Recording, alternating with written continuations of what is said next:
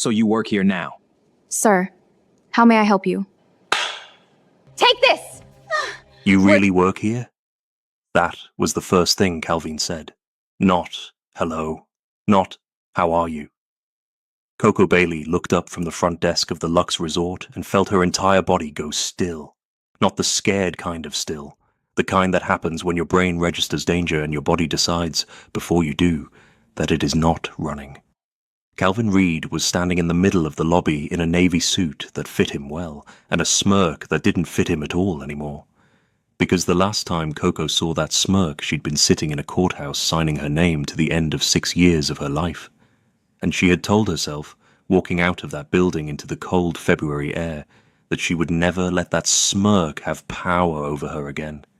Here it was, having power over her again. She kept her voice flat, professional. "Do you have a reservation, sir?" Calvin laughed.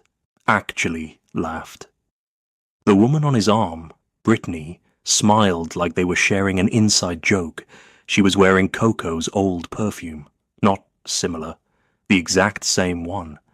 Coco caught it from 3 feet away and had to work very hard to keep her face neutral. "A reservation," Calvin repeated, like she'd said something hilarious. "Look at you, little Miss Front Desk." He looked around the lobby slowly, performing for an audience that wasn't watching. "This is where you ended up?" Coco put both hands flat on the desk. "Can I help you with something?" "I'm just saying," he shrugged, "after everything. Night shifts at a hotel." He clicked his tongue. "I always said you needed someone looking out for you. The thing about Calvin was that he never shouted when he wanted to hurt you. He got quiet and reasonable and concerned. He dressed cruelty in the clothes of worry so that if you got upset, you looked like the problem." Coco had spent 6 years figuring that out. She wasn't going to forget it now. "I'm going to need you to either state your business or clear the lobby," she said. "We have guests." Brittany stepped forward. "Excuse me, do you know who his family is?" She looked Coco up and down the way people do when they want you to feel small. "You should be grateful he even walked in here." Coco looked at Brittany, calmly, completely. "Ma'am, I need you to lower your voice. Don't ma'am me. I need you." And then Brittany's hand came across the desk and connected with Coco's face. The lobby went silent. Not quiet. Silent. The kind that happens when something occurs that nobody's brain has a category for yet. Coco's head turned with the slap. Her cheek burned. She could feel her coworker Jade freeze somewhere behind her. She could feel the guest at the far end of the desk stop breathing. She straightened slowly, touched her cheek, looked at Brittany, and then she leaned across that desk and slapped Brittany back, clean, firm, no hesitation. "That one was free," Coco said. "The next one comes with a lawsuit." Calvin exploded. He went from 0 to fury in about half a second, the kind of rage that tells you immediately that the concern was never real, that the quiet cruelty was just the version he used when he thought it would work better. Now his voice filled the whole lobby. He was calling her unprofessional, threatening her job, threatening legal action, telling her she had no idea what she was doing or who she was dealing with. And Coco stood there. She didn't shake. She didn't cry. She didn't argue back. She just watched him perform his anger and thought with a clarity that surprised even her. "I spent 6 years afraid of this man, and he's just loud." What happened next, she did not see coming. The elevator behind Calvin opened. A man walked out. He wasn't rushing. He wasn't reacting to the noise. He moved like someone who had decided a long time ago that nothing in the world was worth breaking his pace for. Black coat, dark eyes scanning the room once, just once, and taking in everything. 2 men came out behind him and stopped exactly where he stopped. The lobby didn't just go quiet for this man. It rearranged itself around him. Staff members who had been edging toward the drama suddenly found reasons to look elsewhere. But the noise Calvin was making seemed to lose air, like a balloon with a slow leak. Even Brittany stopped mid-sentence. An Jae-hong walked to the front desk. He didn't look at Calvin immediately. He looked at Coco first, just for a second. Long enough to see that she was standing straight, that she was not broken, that her chin was up. Then he looked at Calvin. "Is there a problem at my front desk?" Calvin turned around, and you could see the exact moment he decided this man was not a threat. The suit was too quiet. The voice was too calm. Calvin had spent his whole life mistaking volume for power. He opened his mouth. He said something, nobody would quite remember what. Something about knowing his rights in a lawsuit and this being a public establishment. Jae-hong looked at him the way you look at something you almost stepped on. Or then he turned to the large man standing 2 steps behind his right shoulder. He didn't say a word, just looked. Calvin and Brittany were out of the building in under 90 seconds. No shouting, no drama, no scene, just gone, like the lobby had quietly corrected a mistake. Jae-hong turned back to Coco. "Are you all right?" She met his eyes without blinking. "I've had worse Tuesdays." And she went back to checking in her guest. If you felt that, if your heart was already racing, you are not alone. Drop a comment right now. Who did Calvin think he was walking in there like that? Before we go any further, if you are new here, welcome to Afro Soul Love Diaries. Hit that subscribe button right now because this story is only getting started. Like this video so more people find it. And stay right here, because what happens next between Coco and that man who just cleared her lobby? Nobody is ready. Nobody on staff talked about who owned the Lux Resort. Not because they didn't know, but because the kind of knowing that comes with working in a building like that is the kind you keep folded up small and tucked somewhere nobody can find it.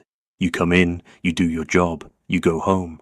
You don't ask why certain floors require a separate keycard. You don't ask why some guests check in without luggage and leave before sunrise. You don't ask why the owner works at 2 a.m. like most people work at noon. Coco had figured most of this out in her first 2 weeks. She wasn't scared by it. She was, if she was being honest with herself, a little fascinated. Because she had grown up in Crown Heights, Brooklyn, in a building where the super knew everything about everybody and told you nothing.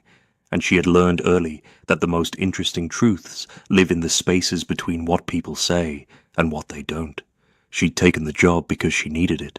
Simple as that. 4 months ago, she was sitting on the floor of a Bed-Stuy apartment she'd moved into with 3 suitcases and a broken radiator and absolutely zero plan. The joint account had been emptied before she even knew papers were being filed. Calvin had moved fast, and he had moved quiet. And by the time Coco understood what was happening, she was holding a stack of legal documents and a phone number for a lawyer she couldn't yet afford. She didn't collapse. She didn't call her mother crying, though she wanted to.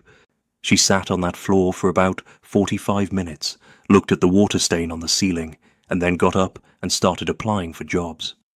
The Lux Resort called her back in 3 days. Night shift front desk supervisor. The pay was better than she expected. She said yes before she finished reading the offer.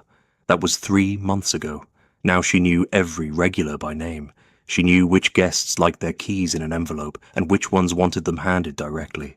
She knew the housekeeper who came in early because she had a second job starting at 7 a.m. She knew that the kitchen staff made extra food on Fridays and left it in the break room, and that if you got there before midnight, there was still jollof rice. She knew that the man who owned this building came down at odd hours and stood in spaces like he was listening to them. She had seen him exactly 4 times before the lobby incident. Once by the elevator, once outside the business center, once at the end of the hallway on the 3rd floor doing something she couldn't quite see, once through the glass of his office when the door was cracked. Each time he looked like a man carrying something heavy that he'd been carrying so long he didn't notice the weight anymore.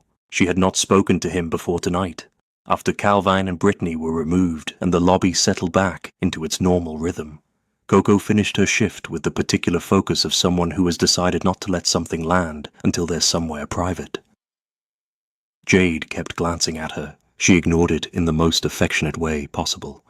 At 1:15 a.m., she was in the break room eating leftover jollof from a small container she'd brought from home, the kind her mother made that tasted like Sunday, regardless of what day it was. The building was down to its nighttime frequency, the particular hum of a large space mostly at rest. She heard footsteps that didn't belong to anyone on the night crew. Jae-hong appeared in the break room doorway. He was still in the black coat. He looked like he hadn't stopped moving since she last saw him, which, given what she knew about his schedule, was probably accurate. He looked at her, then at the food, then back at her. She did not hide the container. She capped it calmly, set her fork down, and said, "Mr. On." He didn't say anything immediately. He looked around the break room like he was seeing it for the first time. Or which, she suspected, he probably was. "You're still here," he said. "Jade had a family situation. I covered the rest of her shift." He nodded once. Something in his expression moved, so briefly she almost missed it. He stayed in the doorway, not quite entering, not quite leaving, which was, she was learning, a very An Jae-hong thing to do. "You do that a lot," she said. He looked at her. "Do what?" "Stand in rooms and watch people. You stare like you're deciding who to bury." The silence that followed was very long. And then An Jae-hong laughed. Not a polite laugh, not a professional courtesy laugh. A real one, the kind that comes from somewhere unexpected and surprises the person producing it as much as everyone around them. His two associates standing just outside the doorway exchanged a look that said, clearly, that they had not heard that sound in a very long time. Coco raised an eyebrow. Was that a laugh? "Hold on, let me mark the date." He composed himself, but the corner of his mouth stayed up, just slightly, like it didn't quite know how to come back down. "You're not afraid of me," he said. "I just got divorced," she said. "I'm eating reheated jollof at 1 a.m. and my radiator sounds like it's filing a noise complaint. Respectfully, sir, you are not even in my top 5 concerns right now." He looked at her for a long moment, the kind of look that isn't rude but isn't casual either, the kind that means someone is actually seeing you, which is rarer than it should be. "Good night, Miss Bailey. Good night, Mr. An." He left. She listened to his footsteps go back down the corridor. She sat alone in the break room for another minute, staring at nothing. Then she picked up her fork and went back to her jollof. "Can we just pause here for a second?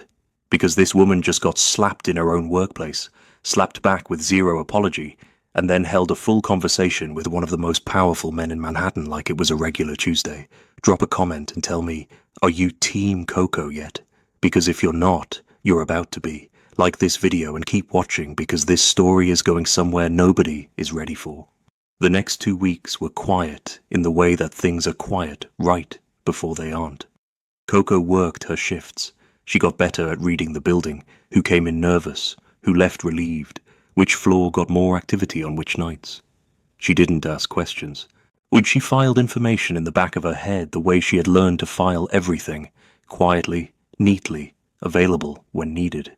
Jae-hong came down 4 more times during her shift, each time with some version of a professional reason. Each time he ended up at the front desk. Each time the conversation went somewhere neither of them had planned. He asked her once why she hadn't mentioned her marketing background when she interviewed. She told him she hadn't wanted it to look like she was overqualified for the position she was applying for, because overqualified meant risky, and she needed the job. He said, "That's a very calculated answer." She said, "I'm a very calculating person." He said, "I know." She stopped. "How do you know?" "You've restructured the way the front desk handles late check-ins without being asked. You remember every regular's name and preference without writing it down, and you covered Jade's shift without logging it as overtime." She stared at him. "You've been watching me work." "I watch everyone who works in my building." "That's either very professional or very unsettling." "Probably both," he said, and walked away. She stood at the desk for a moment, just looking at the space he'd left. Her co-worker Jade appeared from the back. Did he just... was that? Coco? Did the man almost smile? "Mind your desk, Jade." "I am minding my desk. My desk has eyes." Meanwhile, on the other side of Manhattan, Calvin Reed was having a very different kind of night.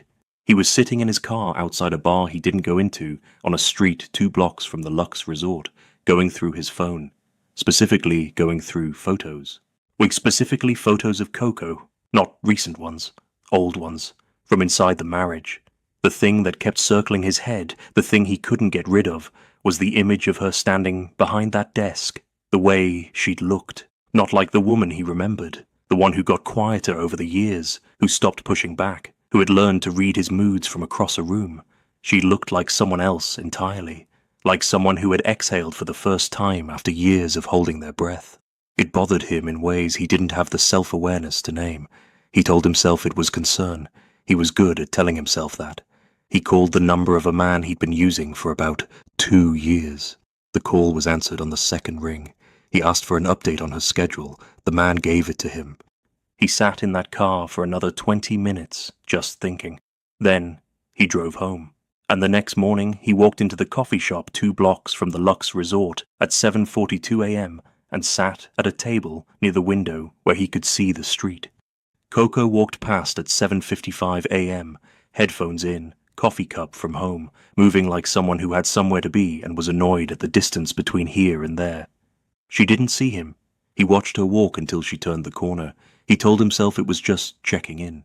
Back at the Lux, Jae-hong sat in his top-floor office at a desk that had 3 monitors and a view of the city that most people would pay significant money just to look at for 5 minutes. He was reading a report that one of his associates had placed in front of him 20 minutes ago. He had read it 3 times.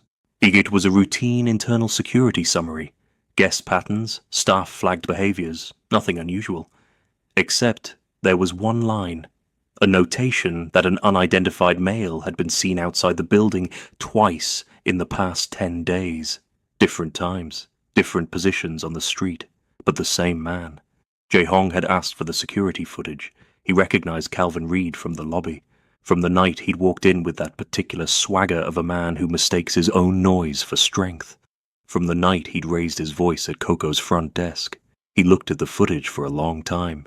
Then he opened a different drawer and made a phone call that was not on the hotel's main line. He didn't say much. He gave a name. He said he wanted a full picture. He said, "Take your time and be thorough." Then he went back to his reports. He told himself it was just standard security protocol. Back in Bed-Stuy, Coco was on FaceTime with her best friend Naomi, lying on her couch, phone propped against a pillow, reading Calvan's latest text message out loud in the most dramatic voice she could manage. "I've been doing a lot of thinking, Coco. I know I wasn't perfect. I know I let you down. But seeing you the other night..." She stopped. "Naomi, he said seeing you the other night. He came there on purpose to humiliate me and now he's calling it seeing me." Naomi, who was eating chips on her end of the call, shook her head slowly. "The audacity is clinically impressive. Right, like he has earned a case study. What are you going to do?" Coco put the phone down on her chest and looked at the ceiling. The radiator hissed, or the window let in a thin line of cold air from where it didn't close all the way. "Nothing," she said. "I'm going to do nothing, because he wants a reaction. He has always wanted a reaction. The best thing I can do is be so unbothered it makes him crazy." "That's very evolved of you." "Thank you. I've been working on it." "Are you okay, though, actually?" Coco was quiet for a second, a real second. "I saw his face when he walked in, Naomi. He looked satisfied, like finding me there proved something he'd been telling himself. And She stopped. "I spent so long trying to be enough for him, and he used every single thing I gave him as evidence that I wasn't." "Coco, I'm fine. I'm actually fine. I just needed to say it out loud." "You sure?" "Positive. Also, the man who owns my job just cleared Calvin out of the lobby like a bouncer removes a drunk guy, so honestly the night ended well." Naomi sat up. "Wait. Back up. What man?" Coco didn't tell Naomi everything about Jae-hong, not because she was hiding something, there was nothing yet to hide, but because saying certain things out loud makes them more real, and she wasn't sure she was ready for that particular kind of real. She said her boss handled the situation. She said, "He's very calm." She said, "He's not what you'd expect." Naomi, who had known Coco since the 7th grade and could read her the way most people read large print books, said nothing. Just looked at her through the phone screen with both eyebrows slightly raised. "What?" Coco said. "Nothing," Naomi said. "That face is not nothing. I'm just listening. You're doing the face. I don't have a face." "Naomi." "Coco, I'm just saying. He's not what you'd expect is a very specific thing to say about your boss." Coco pointed at the camera. "Mind your business." Naomi laughed. "That's not a denial." Coco ended the FaceTime. She lay on her couch in the dark for a while, listening to the city outside and the radiator and her own thoughts, which were busier than she preferred. She thought about Jae-hong standing in the break room doorway with his hands in his coat pockets, The laugh. The way he'd said, "I know." Like her competence was something he'd already quietly catalogued. She thought about Calvin sending texts from whatever apartment he was in, rearranging the truth of what he did into a shape that let him sleep at night. She thought about the woman she'd been at 26 when she met Calvin. Open, ambitious, funny, certain of herself in the way young people are before someone spends years quietly convincing them otherwise. She missed that woman. She was working on finding her again.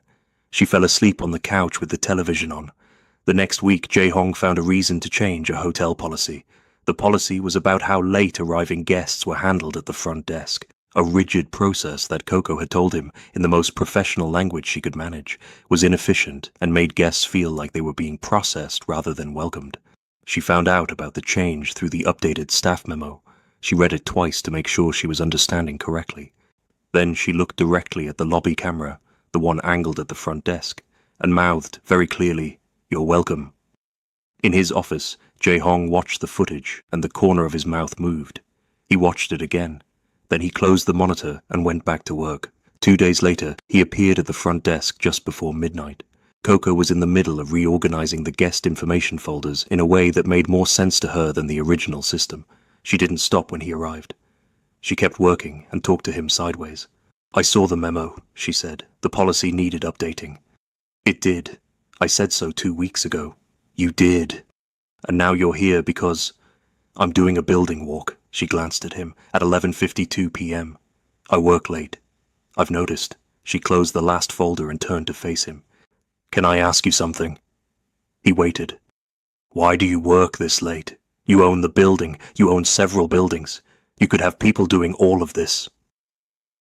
He was quiet for a moment. "I have people doing most of it.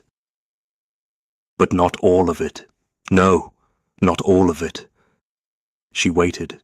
He looked like he was deciding how much to give. "When you build something," he said, "and I mean actually build it from the inside out, you don't stop being able to feel when something's wrong. You can have 100 people watching it for you, but there are things you only catch yourself at night, when everything else is quiet." Coco looked at him for a moment. "That's the loneliest thing I've ever heard, and you said it like it was completely normal." He blinked. "That's not an insult," she said quickly. "It's just, you're describing carrying something by yourself when you don't have to. Some things have to be carried by yourself." "Some," she agreed, "not all." He looked at her with that particular look again, the one that meant he was actually seeing her. "Good night, Miss Bailey. Good night, Mr. Ahn." She paused. "The memo was the right call, by the way. The guests will feel it." He was almost to the elevator. "I know," he said, without turning around. She watched the elevator close. Jade materialized from somewhere behind the desk like she had been there the whole time, which she had. "Coco." "Jade. That man just had a whole conversation with you about loneliness." He was talking about business operations. He was talking about loneliness, Coco. I have ears. I went to school. Coco straightened her blazer and picked up her pen. "There's a guest coming in at midnight. Can you pull up the reservation?" "This conversation is not over." "The reservation, Jade." Calvin came back. Not to the Lux this time. He was smart enough to understand that particular door had been closed with a kind of authority that didn't leave room for appeals. But he started appearing in the geography of Coco's life with a frequency that stopped being coincidence around the third time. The coffee shop, her dry cleaner on Fulton Street, a restaurant she'd mentioned to him once, 18 months ago, in passing, where she was meeting Naomi for dinner. He was at the bar when they arrived. He came over smiling like it was the most natural thing in the world. Coco, Naomi, a small world. Naomi looked at him with the expression of a woman who has heard about you in great detail and none of it was flattering. Coco looked at him calmly. "Calvin, I was hoping I'd run into you. I've been thinking about what I said in my texts." "I didn't read them," she said, "fully. I skimmed." Something moved across his face. "I'm trying to have a real conversation." "I know you are," she said, "and I'm telling you genuinely that I don't have one to give you. I'm having dinner with my friend. Enjoy your evening." She turned back to Naomi. Calvan stood there for 2 seconds, just long enough for the rejection to arrange itself fully, and then walked back to the bar. Naomi waited until he was out of earshot. "Girl, don't. I'm just saying, the growth. Naomi, what, I need the breadbasket and I need you to stop looking at me like that. The breadbasket is coming. The look is staying." She was almost fine. She was handling it the way she handled everything, with humor at the front and real processing happening somewhere quieter behind it. But alone, later, she sat with the truth she didn't say out loud, even to Naomi, that some part of her remembered loving him. Not the Calvin who showed up in the lobby, but the one from the beginning who used to know her coffee order and drive across Brooklyn at midnight because she called him sad. That person had felt real. The grief of losing a person who turned out not to exist is a specific kind of grief. She wasn't ashamed of it. She just put it behind her. What she didn't know, what she had absolutely no way of knowing, was that at that exact moment, in a folder in Jae-hong's top-floor office, there was a private investigator's report that had been delivered that afternoon. He hadn't read it yet. He was going to read it that night. And what was in it was going to change everything. Jae-hong read the report at 1:17 a.m. He sat at his desk, city lights behind him through the floor-to-ceiling glass, and he read it once all the way through. Then he went back to the beginning and read it again. Slower. The private investigator his people had tracked down wasn't hard to find. The firm had a pattern, the kind of business that stays just inside legal boundaries and charges accordingly. They had been on retainer for Calvin Reed for just over 2 years, during the marriage. Of the active surveillance of Coco's daily movements had started 14 months into their relationship and never fully stopped. There were location logs, daily ones, her subway patterns, her work schedule at the time, the coffee shop, the gym she went to on Saturday mornings, the times she called her mother, who she had lunch with, her routes home. There were photographs, taken from distance. Coco on a street corner, Coco at a restaurant, Coco laughing at something on her phone, none of it intimate, all of it deeply wrong. And at the bottom of the report, a line that made something cold and focused settle in Jae-hong's chest. The firm was still active, still filing. Reports had continued after the divorce. He closed the folder. He sat for a while. He was not a man who felt things loudly. His world had trained that out of him early. His grandfather's world, then his father's, then his own. You read a situation, you assess, you act. Feeling was a step in the process, not the whole process. But sitting with that folder, thinking about the woman downstairs who laughed like she meant it and ate Jollof at 1 a.m. and told him things that nobody else had said to him in years, the cold focus in his chest had a temperature to it, the kind that meant you were going to do something about this. He didn't rush. He never did. He put the folder in his desk drawer and went to bed. 3 days later, he asked Coco to stay after her shift ended. He met her in one of the private dining rooms on the 2nd floor, not his office, because his office would have felt like a power play, and he was deliberate about those distinctions. He sat across from her at a table with nothing on it except the folder. He slid it across without introduction. She looked at him, then at the folder. Then she opened it. She was quiet for a long time. Not the performative quiet of someone processing in public, the genuine kind, where you can see a person go inward, past the sharp exterior, into the place where things actually land. She turned a page, looked at a photograph of herself that she didn't know existed, taken on a Tuesday afternoon when she thought she was just walking home. She turned another page, read a location log entry that covered 31 consecutive days of her movements, meal times, departure times, who she spoke to, routes, all of it documented with a clinical precision that made her feel simultaneously watched and erased. She closed the folder. "He never stopped," Jae-hong said quietly. "The firm is still active." She looked at the table. Her jaw was set in the way it went when she was managing something that deserved more room than she was giving it. "How did you get this?" she asked. "I looked. When someone comes into my building to cause that kind of scene, I look. I'm not your—" "I know," he said, before she could finish it.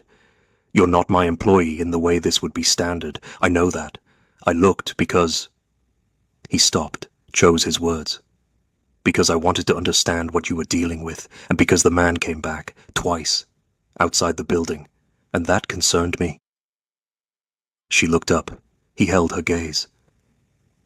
He's been outside twice since the lobby incident, different times, always watching the entrance.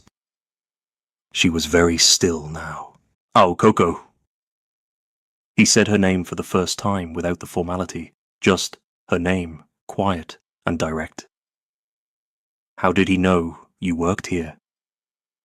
She stared at him, and then, because she was Coco Bailey and her brain did not stop working even when her heart was doing something complicated, she asked herself the question properly, turned it over, looked at it from the right angle.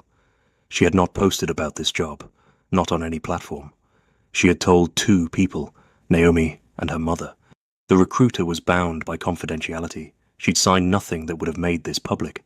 She had been deliberate about keeping her life compartmentalized while she rebuilt it. "I didn't tell him," she said slowly. "No. I didn't tell anyone outside of..." She stopped. "Someone told him," Jae-hong said. "Or someone told someone who told him. Either way. He didn't find you by coincidence." The room was very quiet. "Someone in this building," she said.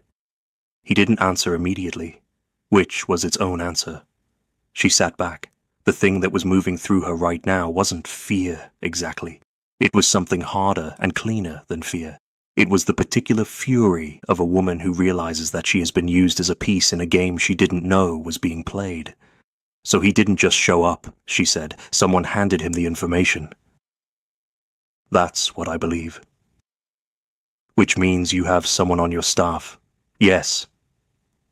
She looked at him. He looked back. And in that moment something shifted between them. Not the soft, warm shift of 2 people falling together. The sharp, clear shift of 2 people recognizing that they are in the same situation and they trust each other. "Wait, what are you going to do?" she asked. "Find out who and why." He paused. "And I need you to stay out of it. This is not your world and I don't want it touching you more than it already has." She nodded. He watched her nod. He knew, in the precise way he knew most things, that she was not going to stay out of it. He said goodnight. She said goodnight. She went back downstairs. At the front desk, she stood for a moment looking at the lobby, at the staff moving around her, at the keycard panels on the walls, at the doors and corridors and systems she'd been navigating for 3 months without fully realizing she'd been memorizing them. Jade appeared. "You okay?" "Mm-hmm. You have your thinking face." "I have one face, Jade. You have at least 4, and this is the scary one." Coco picked up her pen, started her end-of-shift checklist. Normal, routine, completely unremarkable. Her mind was already working. How do you find a person in a building full of people who are all pretending to be exactly who they're supposed to be? You watch for the moments when the pretending slips. You look at patterns. You ask what doesn't fit. She had been watching this building for 3 months. She was very good at watching. Now she just had to figure out what she'd already seen without knowing she was looking. She started with what she knew. Every person on the hotel staff had access to certain systems. The front desk team, which included her, had access to guest reservations, room assignments, and basic staff schedules. Management had access to payroll systems and HR records. Department heads had broader access, depending on their role. Her onboarding had been handled by one person, but she remembered it clearly because the man had been efficient in an odd way, not warm, not cold, just precise. Like he was checking boxes. His name was Victor, guest services manager. 12 years with the hotel. Quiet, professional. The kind of person you stopped noticing because he moved through the building without friction. She had never thought about him twice. She started thinking about him now. She didn't change her behavior. That was the first rule of watching someone who might be watching back. You don't show your hand. She came in for her shifts. She did her job. She talked to Jade about nothing important. She laughed in the break room. But she started clocking Victor's movements. It was easy on night shift. The building thinned out. Their patterns became visible the way they weren't during the busy daytime hours when everyone was moving and the noise covered everything. Late at night, a person's habits become almost musical, predictable rhythms that play the same way every time. Victor's rhythm was slightly off, not in a way you'd notice if you weren't paying attention, but Coco was paying a very particular kind of attention now. His keycard swipes, She could see them on the front desk system, which logged access points for security purposes, showed him in sections of the building that didn't match his scheduled duties. Not every night, but 3, 4 times a week. Between 11 p.m. and 1 a.m., the same windows. She memorized the times without writing them down. Then she started cross-referencing. The guest log was part of her front desk access. She went through 6 months of it slowly, during quiet moments in her shift, looking for nothing specific and everything unusual. She found a pattern in about a week, a set of guest names that rotated through, different people, different stays, seemingly unconnected. But the same 3 corporate cards processed them, 3 cards registered to company names she didn't recognize. She took out her personal phone and photographed the screen. She did this over 3 nights, unhurried, patient. She wasn't sure yet what she had, but she had been raised by a woman who said, "When something feels wrong, collect evidence before you open your mouth, because feelings don't win arguments, facts do." She had facts. She found Jae-hong at 1:10 a.m. on a Thursday, heading from the elevator to his office. She fell into step beside him without being invited, which surprised his security enough that they moved before remembering she was staff. She held up her phone. He looked at the photographs. He said nothing. He kept walking. She kept pace with him. He pushed open his office door and she followed him in. He looked at the photographs again, more carefully this time, scrolled through them, set the phone down on his desk, and looked at the ceiling briefly in the way people do when they are absorbing something they'd rather not be absorbing. "How did you get these?" he asked. "They're in the front desk guest system, which I'm authorized to access. I told you to stay out of this." "You did," she said. "And then I thought about it. And I thought, someone in this building handed my personal information to a man who spent 2 years secretly photographing me without my knowledge. And I'm supposed to sit at the front desk and act like that's not something I need to understand." She looked at him. "I'm not built for that. I want you to know that about me." He looked at her for a long moment. "Victor," she said. "Guest services manager. His keycard access doesn't match his duties. 3 to 4 nights a week, between 11 and 1. He processed my onboarding. He had full access to my schedule and contact information. You mapped his keycard movements. I work nights. I have a good memory and access to the same security system that logs everyone's access points." He sat down. Not heavily. He never did anything heavily, but he sat down. "Coco, I know. These corporate cards." He tapped her phone screen. "Do you know what these are? I know I can't trace them from my access level. You can." He picked up his desk phone, made a call, said 4 words in Korean and a set of numbers she'd photographed. Then he set it down. They sat across from each other in silence for a minute. "The rival organization has a name," he said. "You don't need to know it. What you need to know is that they've been trying to dismantle certain parts of my American operations for 2 years. Legitimate channels, business interference, information leaks." He paused. "Victor has been inside this organization for 12 years. Oh, I built certain parts of this hotel around his access." "Which makes him valuable to anyone who wants to hurt you." "Yes." "And he leaked my schedule to Calvan to create a scene in your lobby.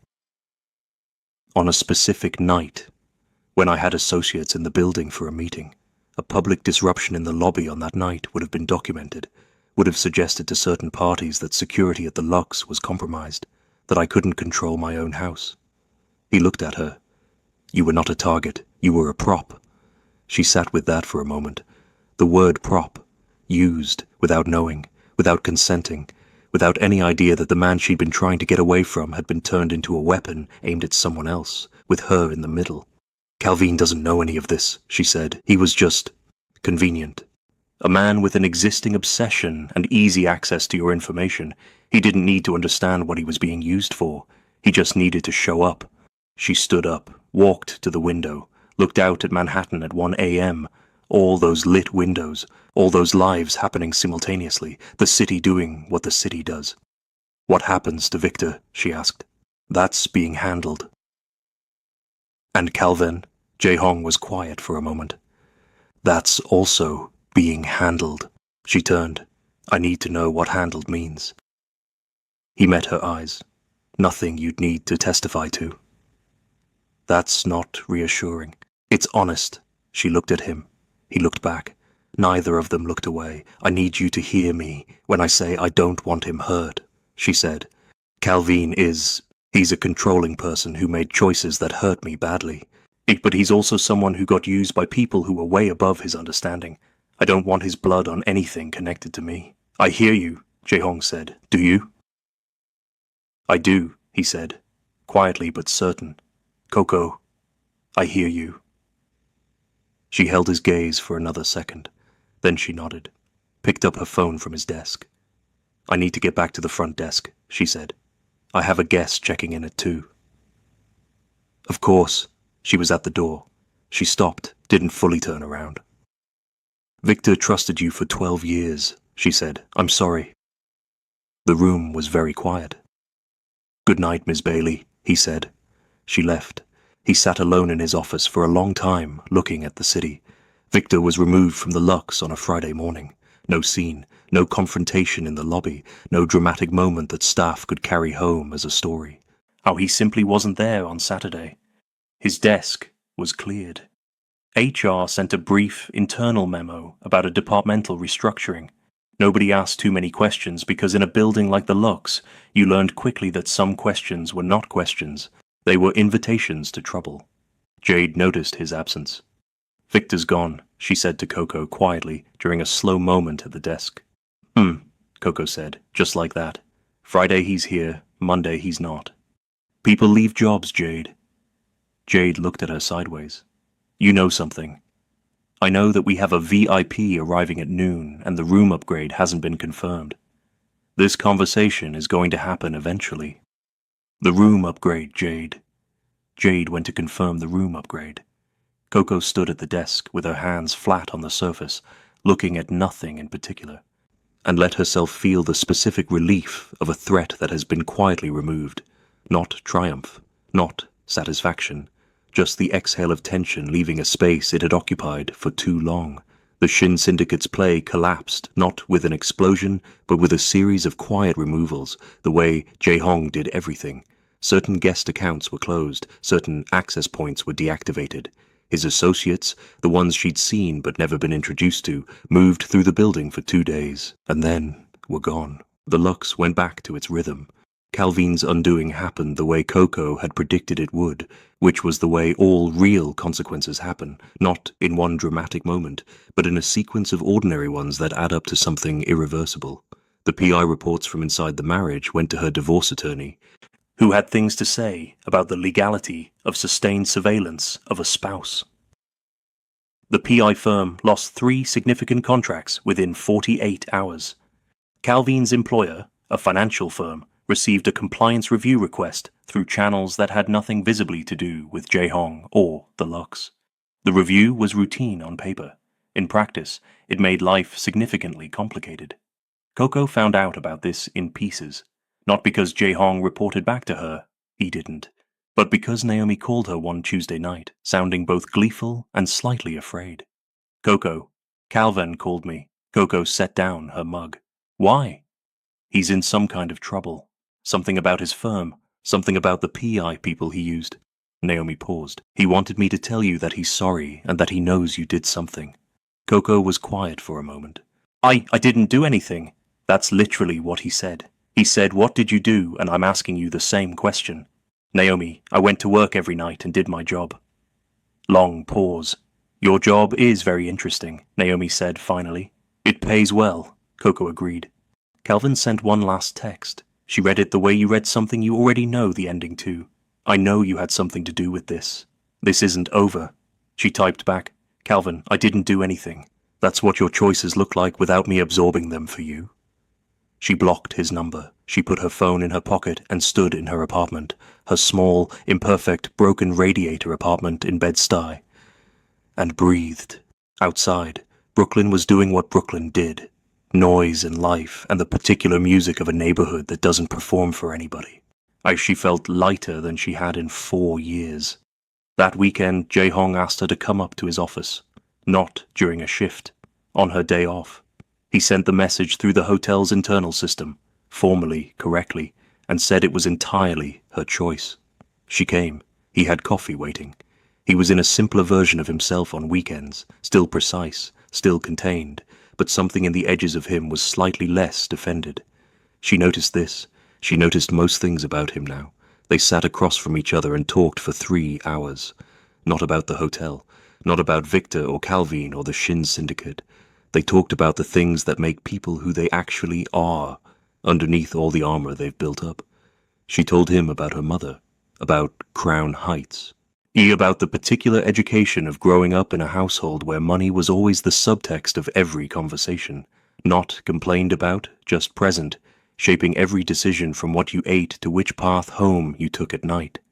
He listened the way he did everything, completely, no half attention, no performance of listening, actually present.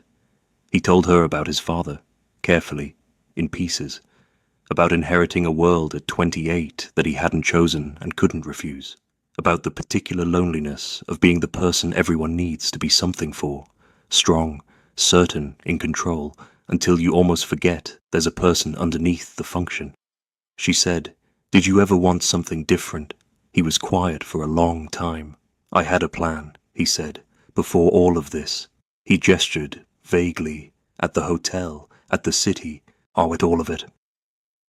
"I was working towards something, quietly, a way out that didn't leave damage behind." She looked at him. And then he met her eyes.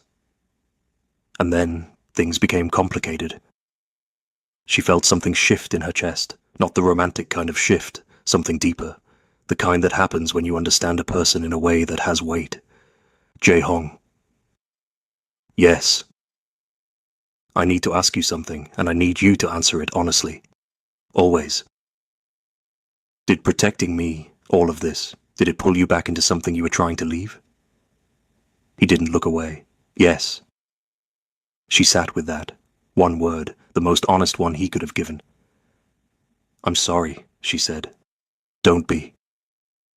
"I didn't ask you to." "You didn't," he said. "That's exactly the point. You didn't ask me to do anything. I chose to. Because when I'm honest with myself, and you've made it very difficult to be anything else, I didn't want to leave this building anymore.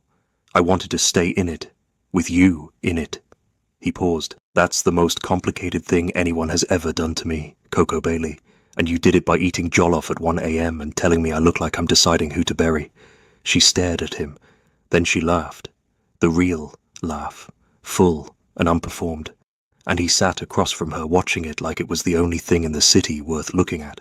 "You're in love with me," she said, not a question. "I am," he said, simply. "You told me you wanted to leave organized crime, and instead you went to war for me. The war was already coming. You just gave me a reason to win it." She shook her head slowly.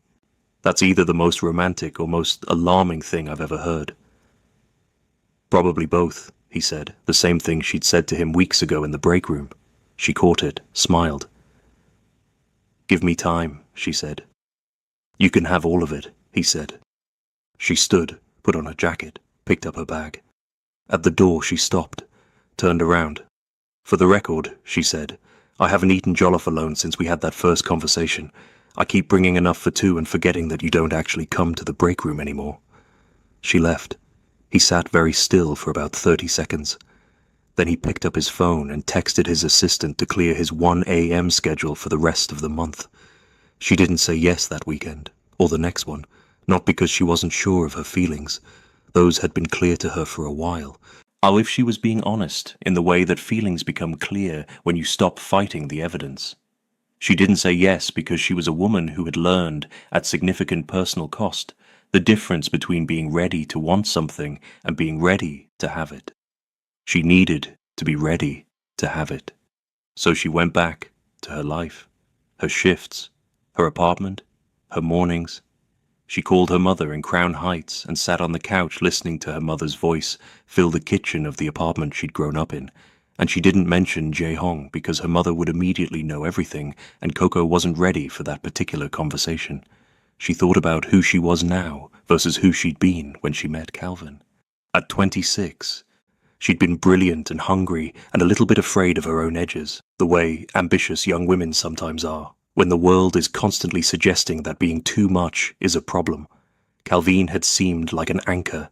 He'd seemed like certainty. What he actually was, she understood now, was a ceiling dressed up as a foundation.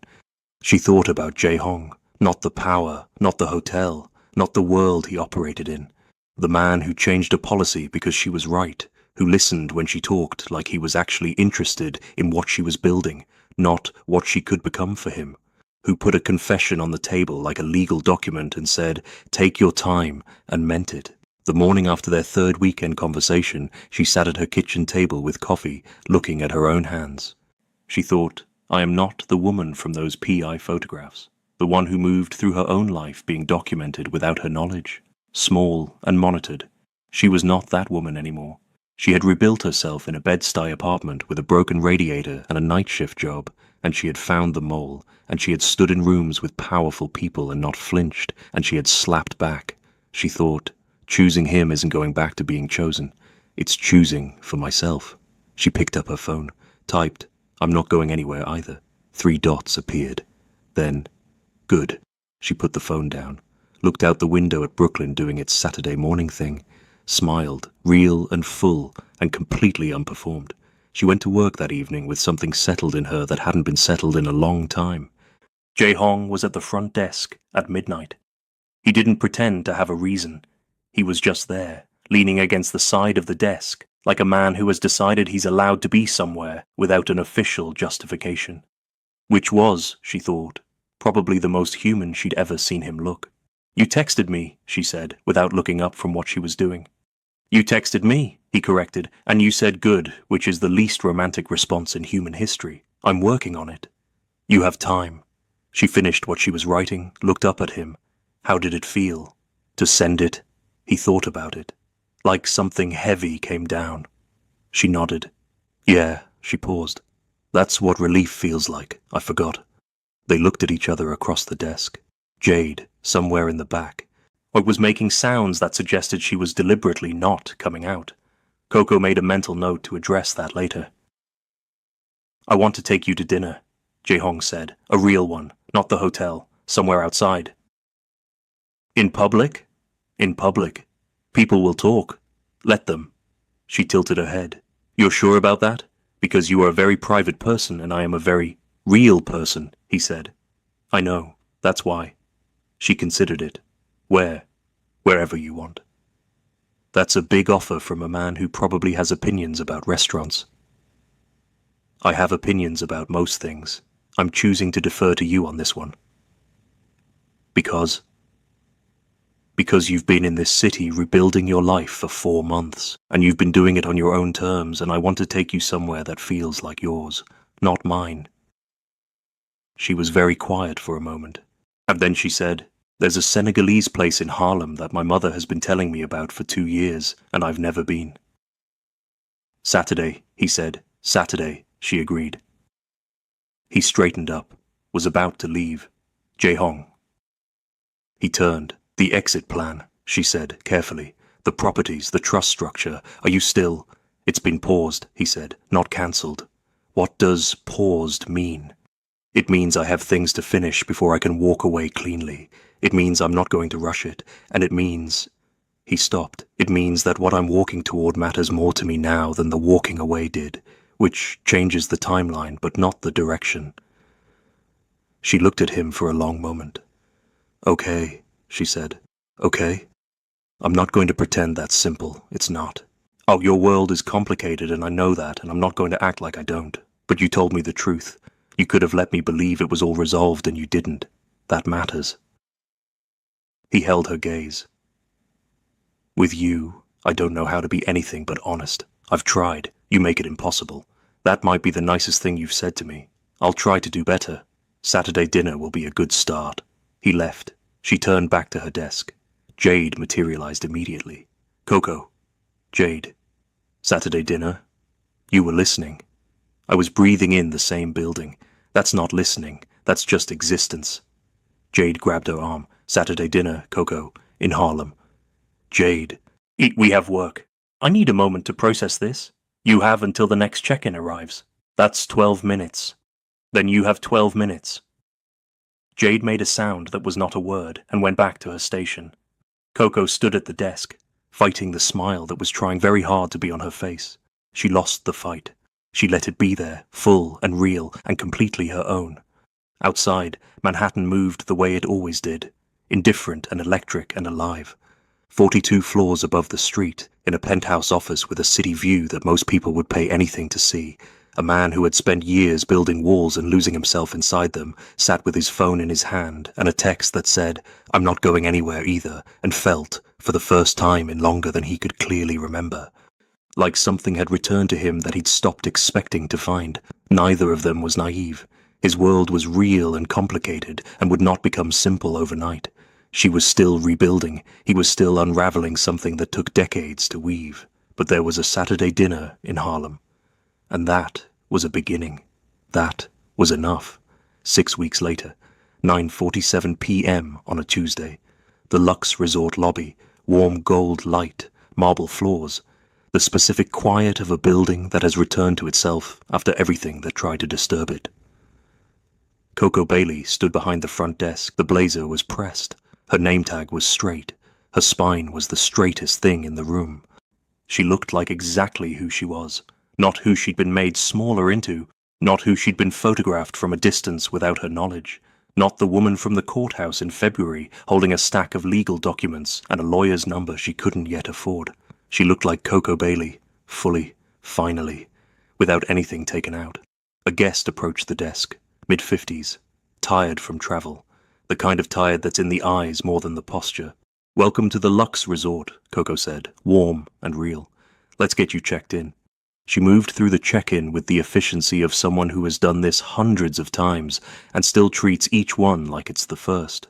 She remembered the guest's name without being reminded. She noted the preference on the reservation. High floor, our quiet side, and upgraded the room without being asked because she could see the man needed the rest. She handed over the keycard with both hands, which was a small gesture but intentional. "If there's anything you need, anything at all, we're here," she said. The guest smiled, the real kind. "Thank you, I mean it." He walked toward the elevator. Coco watched him go and felt the particular satisfaction of doing something well, not for recognition, just because it deserved to be done well. Jade appeared at her elbow. "Room 3, 812, called about the thermostat again. I'll call maintenance. Also, the flowers in the east corridor need replacing. I'll tell housekeeping. Also," Jade stopped, got a specific look on her face. Coco already knew. She felt it before she turned. The way the lobby rearranged itself. Or the way the staff straightened without being told. The way the air pressure subtly shifted. The elevator opened. An Jae-hong walked out. Black coat, dark eyes doing what they always did, scanning the room once, completely, missing nothing. His 2 associates flanked him at the standard distance they'd learned to maintain when he was in the lobby, and there was a reason they should give him room. He crossed the lobby. He didn't stop at the desk. He wasn't heading to the desk. He was heading to the exit. A meeting, probably, the kind that happened at 10 p.m. and didn't get logged on the official calendar. But he passed the front desk. And as he passed, he looked at Coco, just for a moment. The look was small and private and had nothing to do with the hotel or the lobby or any of the people in the room. It was the look of a man communicating something to a specific person that nobody else was meant to receive. She raised one eyebrow in response. The smallest possible movement. The corner of his mouth lifted. Barely. Just enough. He kept walking, out through the lobby, through the door, into the Manhattan night. Jade was vibrating beside her. He did it again. Did what? The look, Coco. He looked at you like nothing, Jade. He's the owner of the building. He looks at everything. He looked at the plant by the door, too. He did not look at the plant like that. Coco picked up her pen, started her checklist. "Mind your desk," she said. "You know what? I'm going to get this embroidered on a pillow so I stop being surprised when you say it." Jade. Minding my desk. Minding my desk. Coco smiled at her checklist. Like the real smile, full and unguarded and completely hers. Later, when the lobby had quieted and the building had settled into its nighttime frequency, she stood for a moment at the desk and looked around at the space she had come to know better than anywhere else she'd been in the past year. She knew every corner of it, every person who worked it, every pattern and rhythm and small daily truth of it. She had come here broken and in need of something stable. She had found something she hadn't expected, not just stability, but herself. The self she'd been slowly losing for 6 years, the one who was sharp and funny and several steps ahead and not sorry about any of it. She thought about the woman in the PI photographs, moving through her life being documented, unaware, managed. She thought about the woman who had found the mole before the man with an entire organization behind him. She thought about a man who had been planning a quiet exit from a world that had never asked him if he wanted to be in it, who had been carrying the weight of an inherited life for so long he'd forgotten it wasn't supposed to be permanent, who met a woman eating reheated jollof at 1 a.m. and laughed for the first time in 4 years and could not explain why, except that she told him the truth and didn't flinch and challenged him on a hotel policy and turned out to be the kind of person you don't choose to leave behind. She thought about what it meant that he was staying, the complexity of it, the reality of his world and the slowness of real change and the fact that easy was never the thing she'd asked for. She'd asked for honest, and he gave her honest every time. She could work with honest. She had built a whole life on less. Outside, Manhattan did what Manhattan does. Cabs honked on 57th Street. Tourists moved in packs toward Times Square. A siren somewhere below spiked and faded.